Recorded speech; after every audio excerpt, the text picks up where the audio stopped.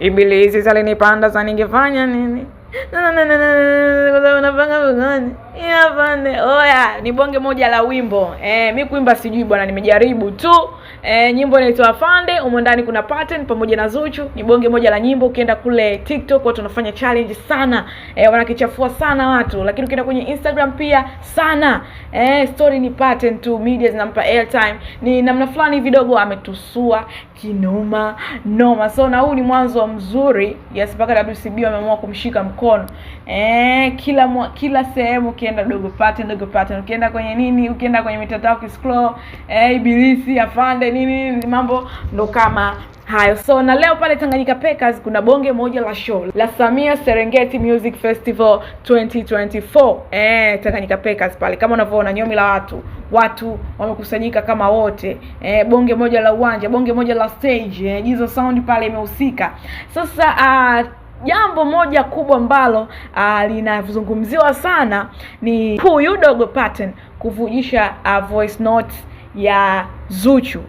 Yaani Zuchu alikuwa anampa maelekezo Pattern kwamba kwenye show hii ya leo inayofanyika pale Tanganyika Packers, na nikishaingia mimi pale nikishaimba mwishoni kabisa nitakupandisha. Kwa hiyo Dogo nataka fanyaje uwe watu wakujue kwamba Dogo Pattern sasa hivi sio mtu wa mchezo. Sasa kitendo hicho watu wamekitafsiri mara mbili. Kwanza wamependa Zuchu anavyomshika mkono huyu kijana, lakini wengine pia hawakupendezwa na kitendo hichi cha Pattern kuvujisha hii voice note ya Zuchu. Ni kusema kwamba asipende kuanika kwa watu mipangilio yake. Yaani jambo kabla hajalifanya asipende kuliongea, kwa sababu hiyo itakuja kumharibia mapema sana, kumvurugia mipango yake. So huko ndani Zuchu ameongea vitu vingi. Sasa msikilize Zuchu, alafu niambie wewe kwenye upande wa comment alichofanya Dogo Pattern ni sahihi au tu yupo excited sana. Hapa Zuchu msikilize akimwambia Dogo Pattern. Pattern mdogo wangu, mambo vipi? Sasa leo kuna show kama nilikwambia ile ya Kawe pale Tanganyika Packers. Sawa. Muda wangu wa kupanda mimi nikiwa namaliza session yangu, nikiwa kwenye nyumba yangu ya mwisho na kupandisha.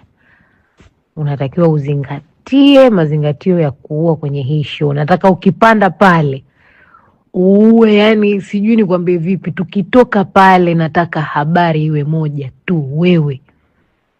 Na hii ndo itakuwa safari yako inaanza.